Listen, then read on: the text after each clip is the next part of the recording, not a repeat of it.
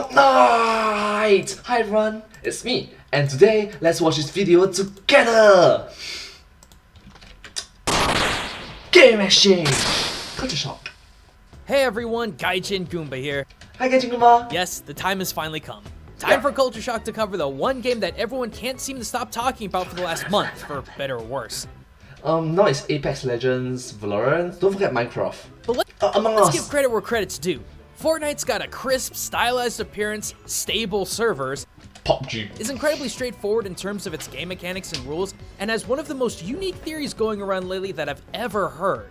For any of you who might have been hiding under a rock with me for the last couple of weeks when it comes to Fortnite, the games community, particularly on Reddit, has been formulating a pretty substantial theory about the origin of Fortnite Battle Royale's map, claiming that the map, in its entirety, is based on the country of Poland.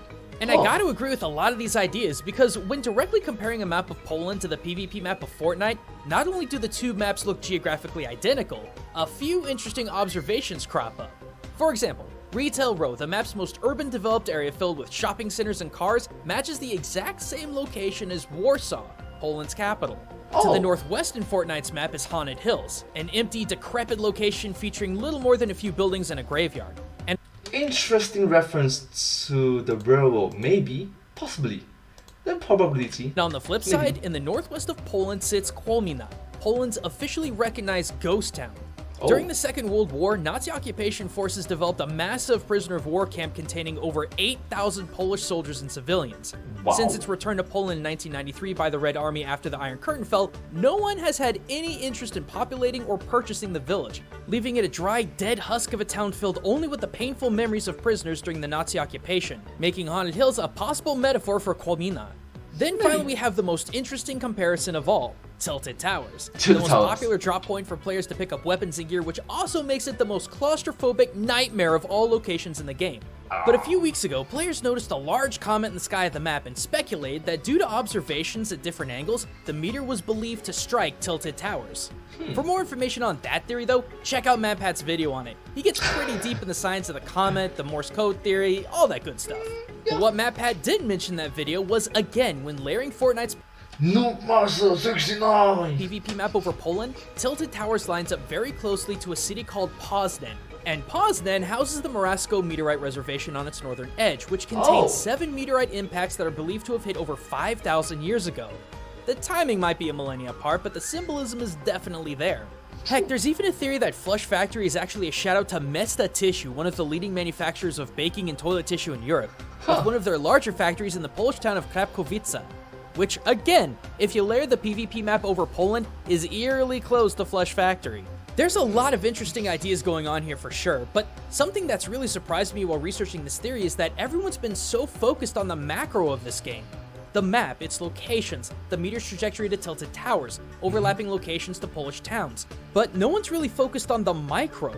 Local flora, fauna, architecture, monuments, cultural takes on modern conveniences. Everyone seems to be spending so much time with their heads literally in the clouds that it's left me wondering what sort of evidence, if any, resides in the minute game assets to prove whether or not Fortnite takes place in Poland. So I figured now's as good as time as any to pull up my magnifying glass and see what I could find. But seeing as Fortnite's Battle Royale mode can have you killed faster than you can turn around, I had to fall back on the PvE Save the World campaign in Fortnite. Yes, Fortnite not only has a PvE mode, but it's Fortnite's core game mode, filled with different environments, maps, and hopefully enough evidence to finally prove or disprove the theory that Fortnite is in Poland, cause it sure ain't Jupiter.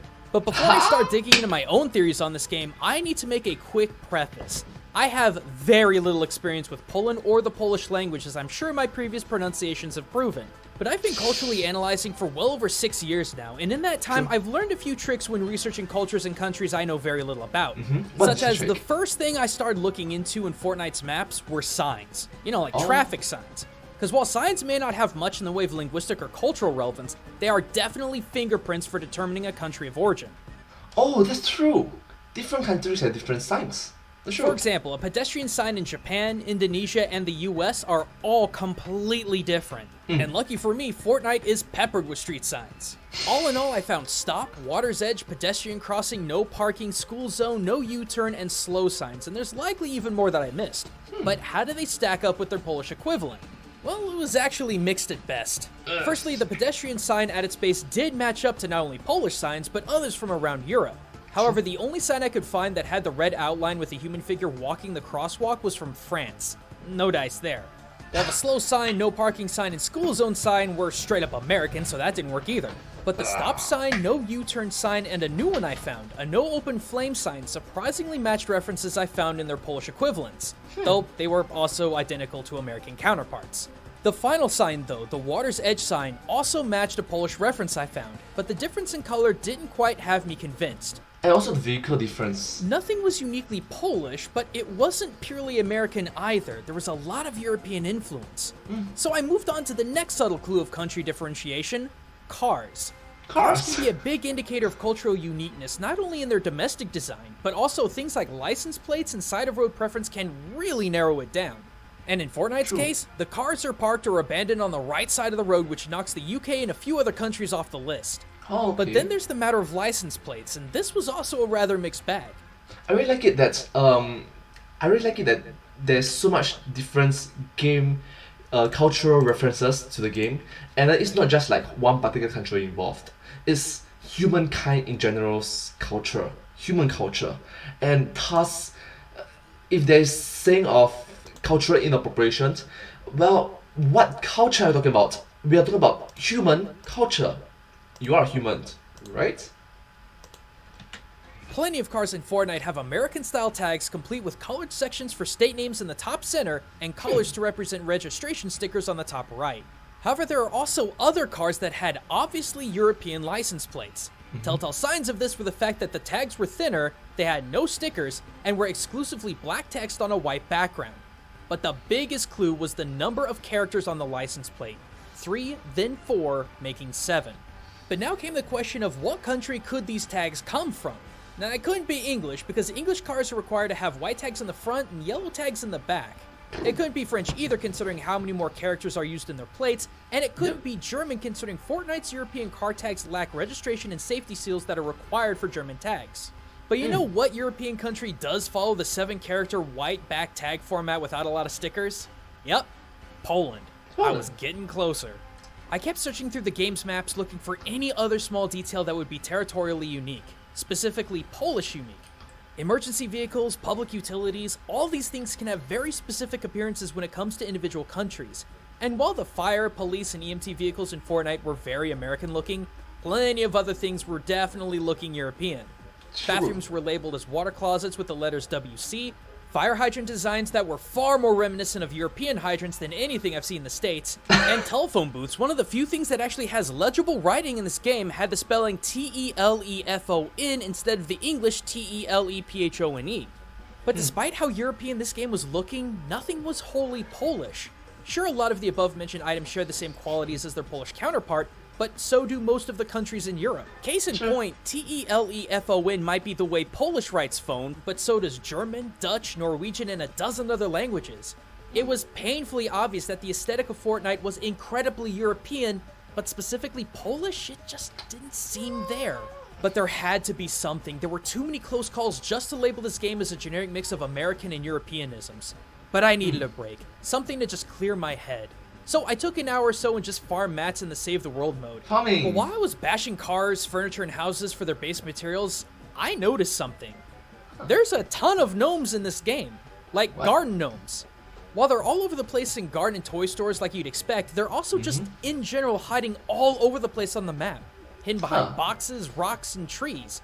Heck, there's even a daily quest to hunt these little hidden buggers down and bash their wooden heads in. Not to mention, on occasion, they drop rare building materials, which nothing else does. And this isn't just a PvE mode thing either. Finding these little buggers is a part of PvP as well. As one of the Battle Pass's weekly challenges, the game has you seeking out 7 different gnomes hidden throughout each of the different biomes, Fatal Fields, Dusty Depot, and so on. So what's up with this hidden gnomes theme? Fortnite's already rocking the llama, so why bother with this concept of omnipresent gnomes? Well, in the Polish town of Wrocław, I got my answer. You can find tiny garden gnomes literally everywhere in this town, but only the most observant of folk will see them. Placed behind doorways, street corners, alleyways, anywhere that would be underfoot, but also hidden. Just like in Fortnite, where the gnomes seem to be just about everywhere, but hidden just out of sight. Now, that sounds like a pretty strange quirk for a city, right? Well, what actually makes these little guys so important is their true purpose. The calling card of an underground protest movement organization called the Orange Alternative. Stalinist authoritarianism had been a pain in a lot of people's side in Poland for a good long time, which eventually developed into martial law in 1981. Curfews were established, mass censorship was imposed, and the people of Wrocław were quickly growing tired of the oppression. So they decided to do something about it. Public anti-government messages and art were quickly painted over by militia forces that ran the city. So in response, the orange alternative painted over the militia's fresh propaganda, not with more anti-government slogans, but gnomes. But more than anything, it humiliated the militia forces who had to go around and compulsively censor harmless gnomes. Something so stupid that the militia couldn't even arrest people over it due to how absolutely absurd it was. But simple paintings were only the first gnomish forms of protest to come. Not only did people begin wearing orange gnome hats as a silent protest to the government, people began hiding gnome statues all over the city as constant reminders of their plight. And each civilian arrest made the government look even more and more petty and stupid. In 1989, the communist regime finally died away, and in honor of the little people that helped bring change to Poland, Wrocław continues to celebrate the gnomes that helped fight for their freedom by showcasing the various gnome statues that have been found. And to this day, more and more gnomes are being discovered, with over 165 in the city found, and more counting every day. While it may only be one specific link between Poland and Fortnite, it is one doozy of a connection. But is Fortnite truly based in Poland? Well, while the game certainly takes after the culture of its co-creators, Epic Games Poland, aka People Can Fly, I'd be hard-pressed to say that the game really does take place there. But who knows? Epic Games has some big plans for Fortnite, and there's no telling what inspirations they'll use next. But thanks for watching, everyone. Like I said, if these Fortnite theories have you curious about what other secrets the game may hold, be sure to check out MatPat's videos. He's gone into this stuff way more than I have. But if you're hungry for some more cultural theories, I just got done looking at an old school anime that recently got a reboot that takes a hard stab at one of the internet's most infamous YouTubers. And if you love what we do here on the Game Theorist channel, be sure to drop a like and a sub. It lets us know that the insane levels of research that we put into each and every video is appreciated. And I think I speak for all of us when I say we appreciate you too. But until next time, everyone, this is 𝐿𝐤𝐿𝐵 signing out. Thank you so much. I appreciate your videos as well. Thank you. And I hope that you, the audience, will like this video as much as I did. It's very educational and inspirational for me, and also fun to watch and learn something new. If you do like this video, please remember to like, share, and subscribe to my channel, and comment down below if you're feeling us. Don't forget to follow my channel, and I sincerely appreciate all of your support and encouragement for me. Super grateful for it. Thank you so much. But hey, that's just a game culture. Sorry. But hey, that's just a game exchange. Culture shock. Thanks for watching. Thank you.